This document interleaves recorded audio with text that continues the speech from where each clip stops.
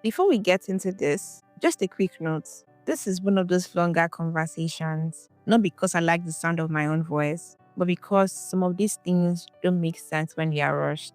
So if you're on a walk, in the car, or just sitting with a coffee, get comfortable. This is one of those episodes where I just want you to listen because things need to be said. Football is loud. Everyone has an opinion.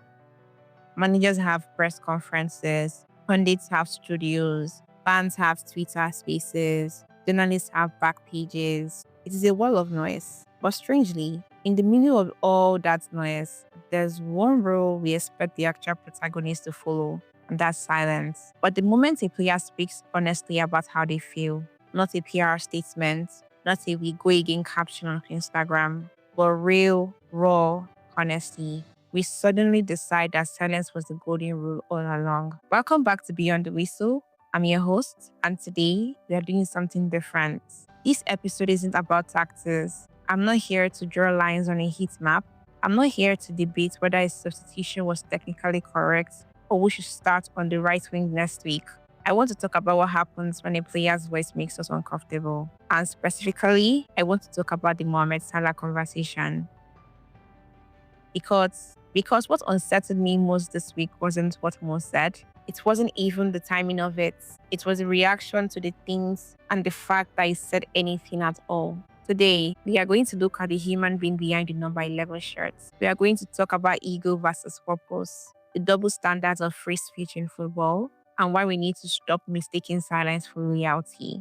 First, let's set the context. And I don't mean the context of a specific match. I mean the context of the human being involved. When we talk about Mohamed Salah, we are not talking about a fringe player fighting for relevance. We're not talking about a young talent who just arrived and needs to earn his stripes. We are talking about someone who has defined an era for the Liverpool Football Club. Yes, the goals, the records, the trophies, we all know the numbers, right? But what matters more here is responsibility. For 7 years, Salah has been the emergency button. When the team plays poorly, give it to Salah. When we need something late, look for Salah. When his system breaks down, hope Salah creates something out of nothing. He has carried expectations season after season, not just from a city, but from a global fan base. He has been available almost every single week. He has been the constant in a team that has changed around him. So you have to understand the psychology of that. When someone who has carried club for years, or who has been the central piece to the story of a club for 7 years, suddenly finds himself watching from the bench, especially while the team is struggling, it's not just tactical.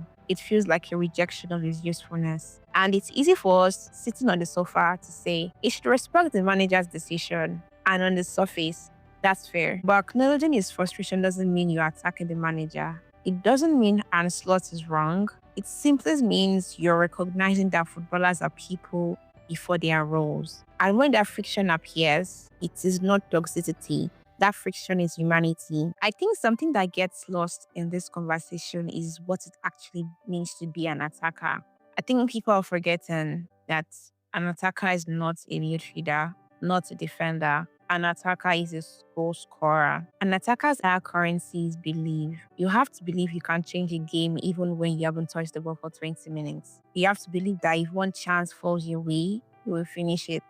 That confidence, that delusion, sometimes is why attackers exist at the top level. So let's look at the bench through that lens. Imagine you're a world-class surgeon. You have saved thousands of lives. You know you're better than anyone in the building. And suddenly, patient is on the table, things are going wrong, the vitals are dropping, and you are told to stand behind the glass and just watch. You know you can help. You know you have the tools, but you are physically prevented from intervening. That's what the bench feels like for a player like Salah when the game isn't going well. It doesn't just affect your minutes, it affects your purpose. You are watching passes go astray, chances get missed, and every part of you is screaming, I can fix this. And when that feeling isn't acknowledged, when your name isn't called, or it's called too late, it hurts. People call that ego, but I don't think it is. Ego says, I'm too good to sit here. Purpose says, I'm useless from sitting here. When Salah spoke, I didn't hear a man who thought he was bigger than the team. I heard a man who was afraid he was no longer being allowed to help the team. Speaking about that isn't arrogance, it's honesty. And this is the part that genuinely bothered me. It wasn't the quote itself, it was how quickly the football world decided it shouldn't have said that. There's a belief in football that true professionalism equals silence. But that idea collapses the moment you actually look at how the industry works. Managers speak every week, they criticize performances, they question mentality. Sometimes I even praise for publicly challenging players. Pundits, many of them ex-players, they build their entire careers on being brutally honest. We love it, right? We clip it. We even call it passion. And then there are the clubs. How often do we see headlines that begin with sources close to the club suggest? That's not silence, that's a briefing. That's an institution shaping a narrative to protect its interests. That's considered strategy. But when a player steps in front of a microphone and says, I am disappointed, I feel like an offer more, is suddenly a crisis. He's toxic, he's selfish, and he's disrupting the dressing room. Do you see the imbalance? The club can speak, the media can speak, everyone can speak, except the player. We have created a system where freedom of speech in football is conditional, and players are the ones expected to give it up. And here is the paradox. As fans, what do we demand above all else? Passion, right? We want players to care, to kiss the badge, to scream when they score, to cry when they lose. But you can't ask someone to be emotionally invested in their work and then expect them to switch those emotions off the moment things don't go their way. If Salah didn't care, we would call him a mercenary. But because he does care, we call him arrogant. You can't demand a warrior on the pitch and a robot off it. These players are humans, just like us, and they have feelings, just like you. That brings me to the most repeated phrase in football: no player is bigger than the club. And that's true. But that phrase is often used to devalue the people who made the club what it is. No club exists without players either. Fans don't show up to watch badges.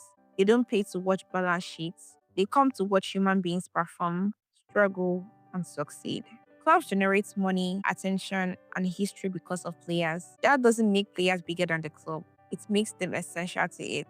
When we demand silence from players, we are not protecting the club. We are protecting our own comfort. Maybe Salah speaking wasn't about entitlement. Maybe it was about care. What would be healthier if we stop mistaking silence for loyalty? And listening to beyond the whistle means accepting that players are allowed to fail, even when it makes us uncomfortable. Because the moment we deny footballers their humanity, we lose modern perspective.